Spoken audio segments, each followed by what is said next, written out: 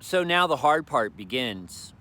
When this coronavirus pandemic lockdown started, it had almost a novel quality to it. Uh, like it was almost going to kind of be fun. It was all new. It was an interruption in our routines.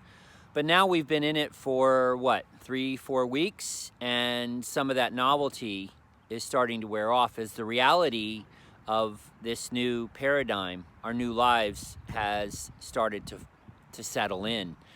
And in my view, this is what requires the best of us. This is when the work really starts. Novelty is gone, the fun is starting to be gone, and we're starting to realize that this is our new normal. And the other thing that is, of course, troubling for many of us is we don't know how long this will last. Is it just going to be another 3 weeks, 4 weeks? Our sense of normal, of time and place, has been so disrupted. None of us have experience, and so it's going to be challenging maintaining our positivity and our thoughtfulness and a sense of life being good even.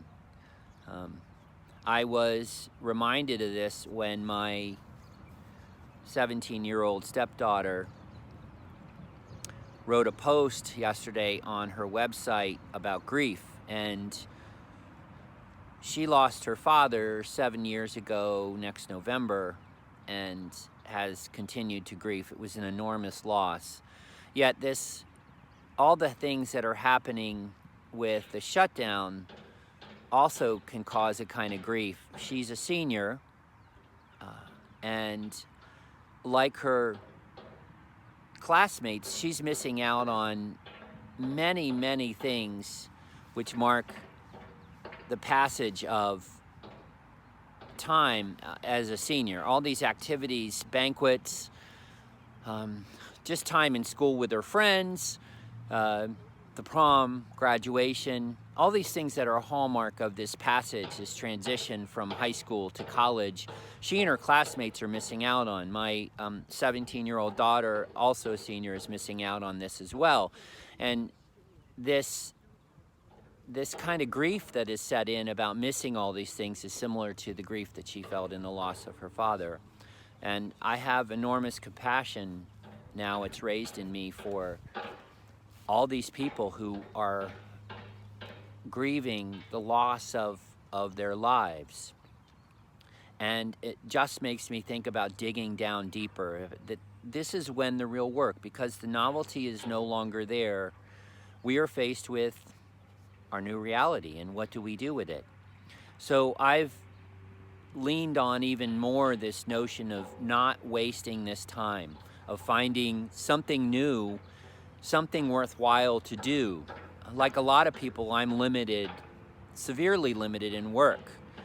I can't show properties, I can't sell properties. So we're looking for ways around to continue to work and to contribute in our work.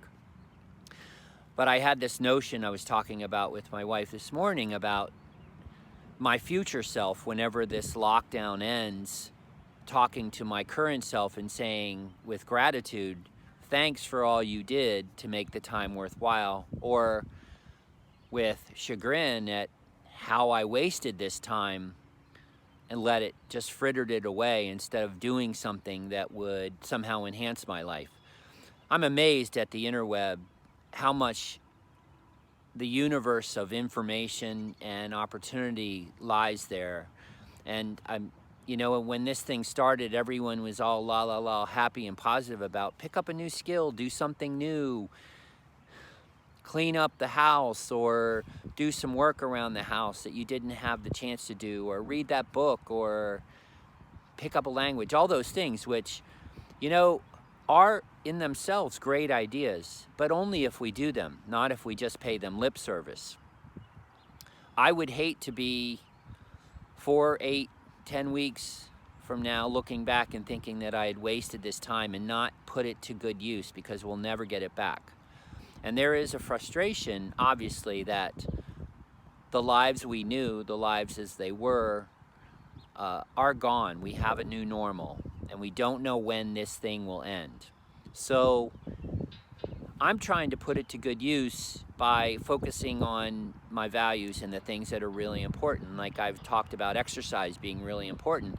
And suddenly I have this time to focus, whether it's a half hour or an hour every single day, to do some exercise. And I've even started doing routines that I never would have considered before. Sure, I would go to Planet Fitness and work out, but I kind of got locked into certain exercises that I liked and I mastered and it felt good.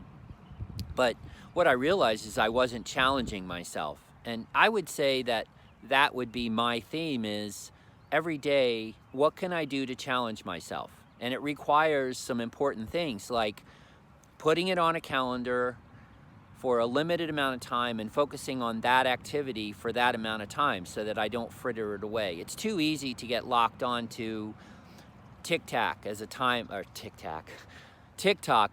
vampire, or some other thing that doesn't really give value to us. So I'm going to read that book. I'm going to devote a half hour, an hour to read that book that I wanted to read. I'm going to do that class that's free online that I would have said, oh, that would be fun to do, and I wouldn't do. I'm going to do that exercise routine and feel better about myself, just making little progress every single day on some things and thinking about what I want this time to be. Now, again, because I'm not able to work, I have more time. And just like my daughter and my stepdaughter, I have enormous compassion for people who have had things taken away from them. And I realize how lucky I am, because there are people who are struggling with a lot more basic stuff than I am. I'm lucky and grateful for where I am, and I always think about that. So rather than wallow in the frustration of not being able to do the things that I would like to do, go to a coffee shop, go and work at my office, go to the gym and work out, to go to dinner with friends. We're having to think differently, be differently, but we're still being.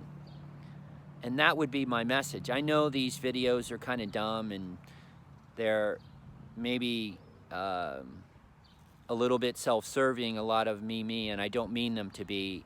But I just think about this. I think about maybe you have some skill or perspective on something about this that if you shared, it could be of value to someone else. And maybe my words don't land true for 99.9% of the people, but maybe there's that 1/10% a person out there that gets something from it and it makes their day better or helps them go in a new direction. Then to me, it's worth it. The little bit of humiliation I might suffer at the hands of my family for a dumb video is probably worth it. I can handle it.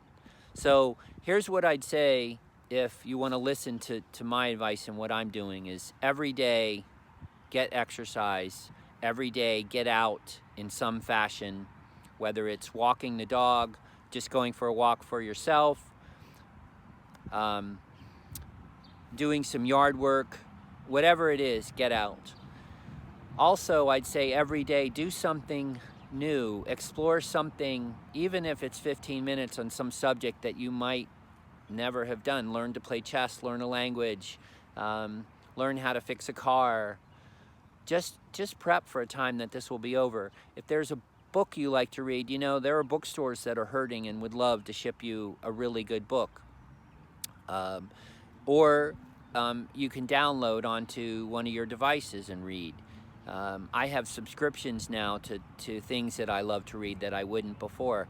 Take a course. You know, there are thousands and thousands of opportunities on the interwebs for courses. Many are free. I'm doing one through Harvard, which is called The Science of Well-Being. It turns out it's the most popular course ever taught there. And it's a lot of fun. There are other resources on the web for learning things. Or maybe you can share something you know. So, not to be preachy, that's kind of what I'm doing every day. I'm also enjoying kicking back and just maybe sitting on the porch, or even taking a nap. Just trying to fill every day with something so that at the end of the day, when I put my head down, I can feel good about it. That's my message. Now the work begins. It's difficult, but we have no choice. Think about what your future self would say to you now. Keep that in mind and make it a great day. I truly mean that. Make it a great day. It's up to you.